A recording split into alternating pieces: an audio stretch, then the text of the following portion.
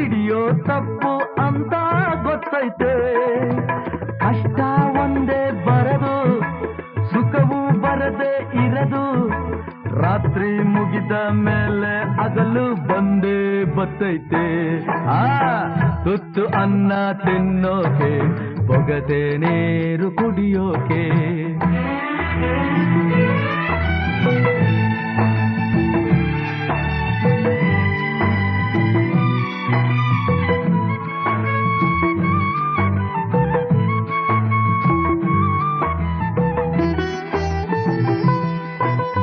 ಹರಿಯೋ ನದಿಯು ಒಂದೇ ಕಡೆ ನಿಲ್ಲೋಕ್ಕಾಗಲ್ಲ.